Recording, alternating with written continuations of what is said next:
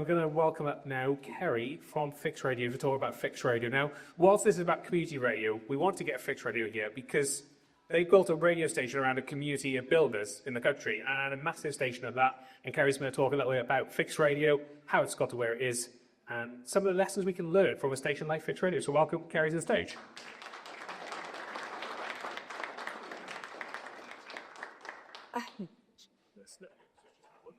Lovely. Thank you very much. I'm not very good at this kind of thing, so just please do bear with me. Louis Timpany, the guy that actually started Fixed Radio, unfortunately couldn't be here today, so I've been delegated. So sorry, guys, bear with me, please, and girls, obviously. Yeah, thank you for having us here today. I'd just like to say, from my own personal experience with community radio, I've been lucky enough to have a career in radio for the last 25 years. 4 of which were giving back to my local community radio station, which is Radio Verulam in Hertfordshire. So I think they're up for one of the awards tonight as well. So I'm really excited about that. And Fixed Radio is a really beautiful story because it is a story that came from a community of people. So just bear with me while I share the story with you. Senior event manager is hilarious. That just means I'm old. Right. So founded in 2017. So Louis Timpany came out of Leeds Uni, was working on a building site for the summer, which if you know Louis, you'd probably think that's be a bit of a dodgy story.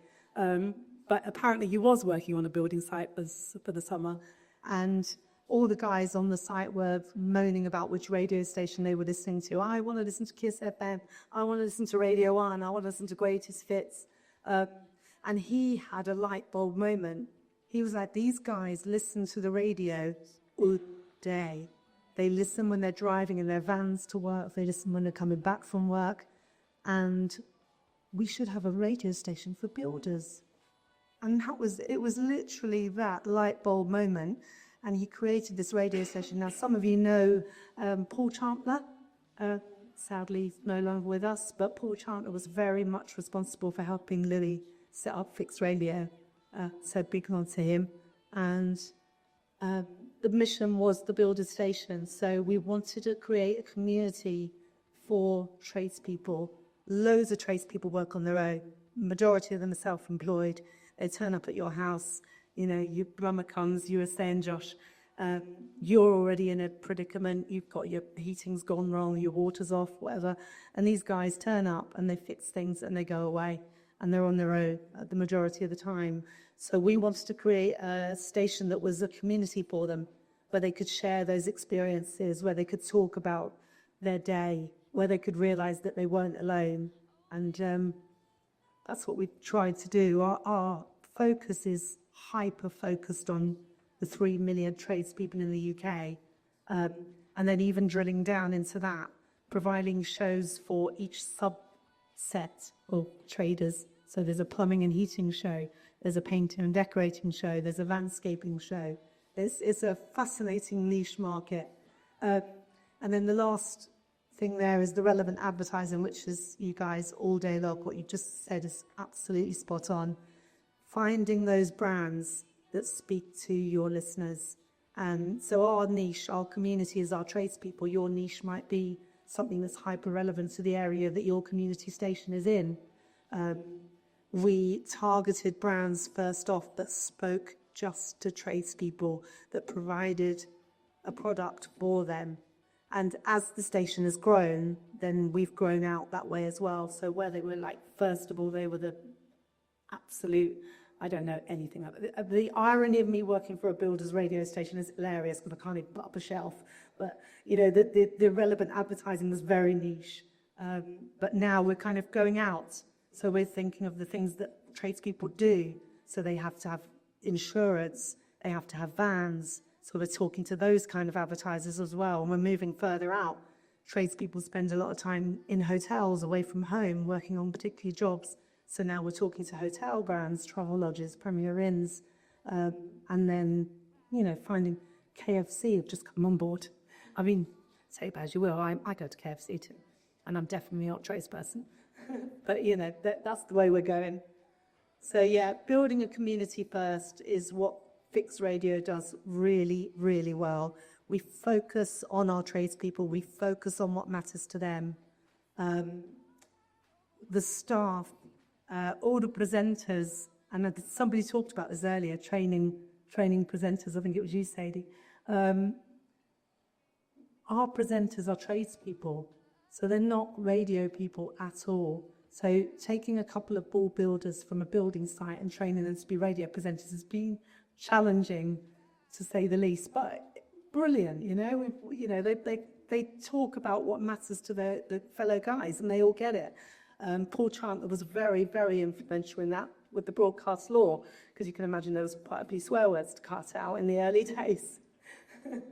The content is uber specific. It really is. Painting and decorating, tiling, landscaping, things that they will really relate to. But around that, the music was really relevant as well. The ethos of the music is very upbeat, positive tunes that's going to keep you going, make your working day worthwhile. And then the street team, which is what I'm responsible for, is our team that goes around to all the places in the country and sees all these beautiful towns and cities. Well, no, we don't. We go to industrial estates, to builders, merchants. But I do try and see the places that I go to as well. But that's a really important one, is being present in your local community. So we go to builders, merchants every day, and we hand out bacon butties and sausage rolls. And I think being really in your local community and being visible in your local community will then drive back to what you're doing on air. Right, no radar, yes. Somebody asked us to talk about this. I'm going to have to get my notes here because this is not my bag at all. Right, so it's not a problem for us. We're not audited, but that's the word. We're not measured by radar. We do use digital analytics. We use engagement metrics, so we get feedback from the people that we're talking to. We get them to ring in and call in and text in, and we measure all that with our social media presence as well. Brand partnerships. I can hardly read this. I should have put my glasses on, shouldn't I? So it's the growth in advertising over the years. So we started off by getting people advertising with us. And you can see that growing over the years, that we've got some amazing names advertising with us at the minute. Wix Trade Pro, B&Q Trade Points, Screwfix, all those big brands are now coming on board. Podcasts, of course, you can monitor those. All the shows that we do, all the specialist shows that we do are podcastable, so the tradespeople can download and listen to them whenever they want. Feedback, we do listener parties, we do local shows in local areas, we get feedback from our listeners, and then of course Nielsen research, and I'll tell you all about this. Right, we pay for Nielsen research.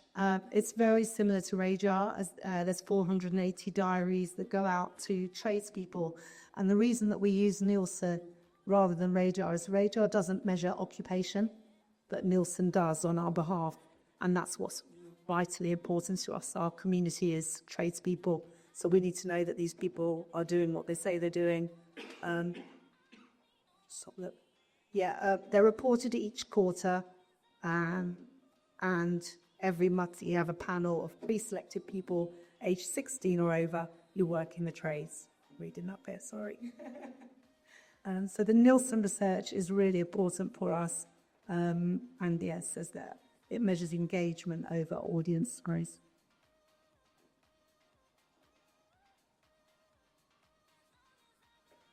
Right, so the content that's on Fixed Radio, the breakfast show, we got the ball builders. They were massive. They went viral, drew a gob down on social media, and they weren't radio presenters at all.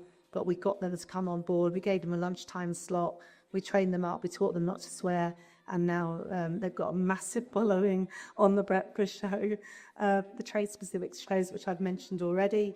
health and well-being is a really important one. Our tradespeople are a very male-dominated, they're very male-dominated people. I think when we started Fixed Radio in 2017, 2% of the trades were female.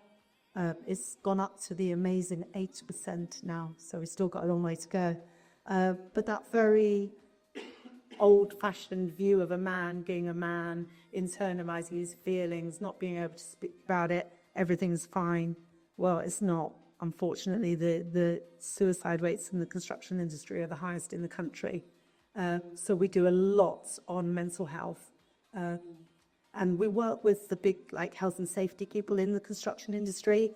And for a long time, they've been very focused on the safety aspect and not on the health aspect. So we've been working with the Lighthouse charity for that. So that's a really important part of life now, actually, is that we can talk more openly about these kind of things. So that's one that really, I think, is a good focus. Music, as I said before, music has to be upbeat. That's our ethos with the music. Advice, again, giving out all advice in all aspects of the trades. So whether that might be insurance, whether that might be health or safety, and much more Uber-specific advice around their trades. Site shout-outs, obviously, like your requests on your request shows, we have site shout-outs. We get those people to phone in and say where they are and where they're working. And then the sport. Sport's been really important to us because initially, I was saying to you guys earlier about how we were finding our advertisers were coming to us and they were saying, well, we advertise on TalkSport because all the tradespeople listen to TalkSport. And we were like, but not all tradespeople like sport. You know, we have no wastage, which is what you said, Josh. You know, all our community are tradespeople. So if you have a brand that wants to target tradespeople, it's a no-brainer. Really important for us. Yeah, we get out and about in the community, and it's what I said to you earlier. You know, you're on air, but you have to be visible. You have to let people know that you're there. So we go to all the trade shows and events, Screwfix Live, things like that. It's all very, very hyper-focused on the trades. Fix Fest, we put on the first ever festival for tradespeople in the summer. It was amazing. It was pouring with rain, which every good festival should be. That's the one thing you can't control. But we had a trade show during the day, and then we had a proper festival at night with Dizzy Rascal headlining. It was brilliant, absolutely brilliant. Sponsorships, obviously, you all know about those. Again, hyper-relevant. Street team are out and about. Fun campaigns. We've been doing some campaigns in the media lately that have been around Skip Watch, putting a skip in the middle of London and filming who dumped stuff in it. Builders absolutely love that. They moan about that constantly. To remember. Things like that. Just really having fun. Community-led campaigns. So we've been doing skin cancer awareness, a big one for the tradespeople again. Mental health awareness week, tool theft, massive. Don't know if any of you saw any of that recently in London. Massive tool theft process. We were a massive part of that. And we've been carrying on with that as well. Women in construction. I'm pleased to say we've had our first women-led radio show on Fixed Radio. It's only taken 8 years, but we finally got there. And yeah, I mentioned skin cancer awareness, very, very important for our trades. So again, it's about the community. It's about what is relevant to them. And if you can focus in on that, that's the way to get those people listening. Audience reach without radar. We've pretty much covered that. Yeah, there's just some more statistics there really around what we're doing.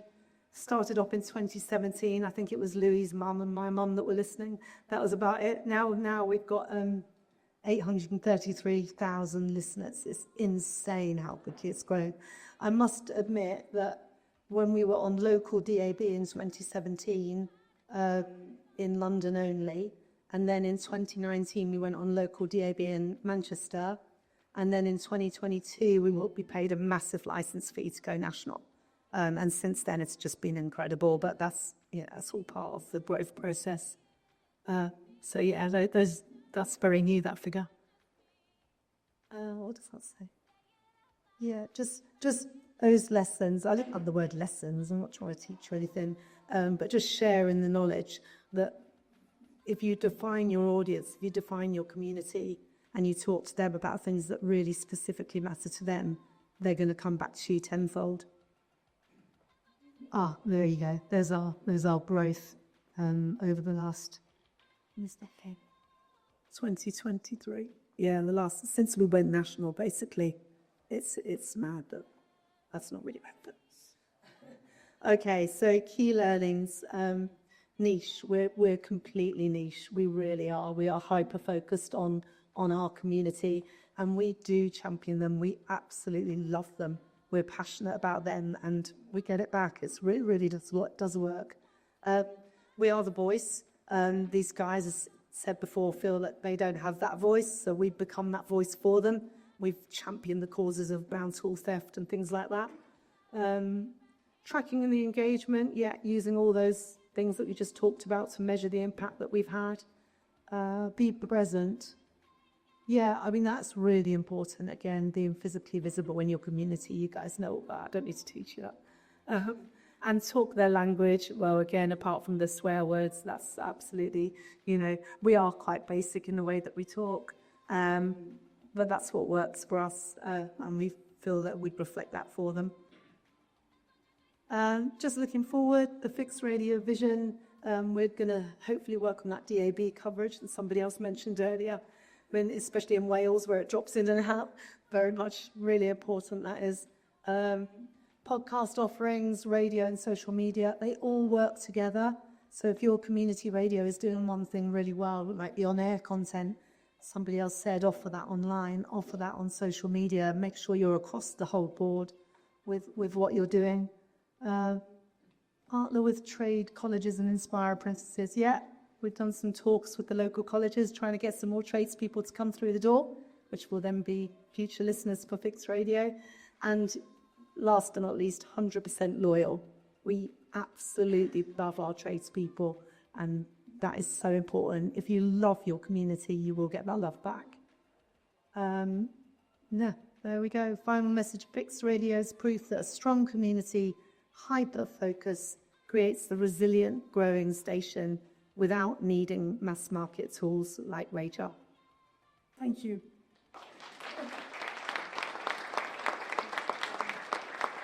I probably stepped in that a bit, did I? Any questions? Be gentle. Thank you. Absolutely amazing, that, Kerry. I mean, we'll talk about community radio at a macro local level. That is absolutely brilliant. We are on the move at Oldham Community Radio, and we have engaged one of our volunteers who is a former college joinery tutor.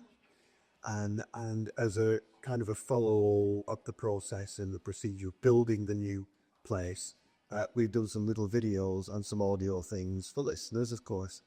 And it's been the very devil to curb in his language. I wonder, how big is your legal budget for your... it's a tongue-in-cheek question. But seriously, there's instances like that. Yeah. I mean, as I say, Paul Chandler was very, very helpful to us in those early days because they didn't know, and it is just part of their daily language, as you know. So I have no idea what the legal budget is. I don't know. I don't know. But yeah, no, it was a very important part of the process, and it still is, because all our presenters that do the specialist shows are tradespeople first and foremost. So yeah, they do need a lot of training. Any other questions?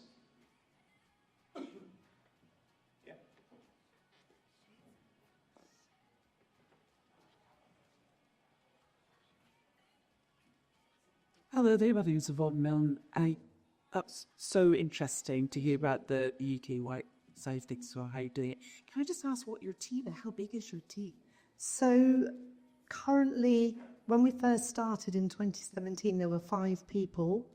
In 2020, when I joined, there were 12, I think, at the most, probably more like 8. At the start of this year, there were 33, and we're currently at 72. So the growth is... I always knew, I can say this now, No, I think Louis always knew that it was going to be a success, but I don't think anyone knew how quickly it was going to happen. That's absolutely fantastic. And is everyone a volunteer? Is everyone paid? No, that's it. We are a commercial radio station. I think the reason that the guys that asked us to come is because of the community. Yeah, We are hyper focused on a specific community. yes, then knocking it out. Well, congratulations, that's fantastic. Yeah, thank you. Any other questions? No. I think, can we give a matter of applause to Kerry? Thank you. Yeah.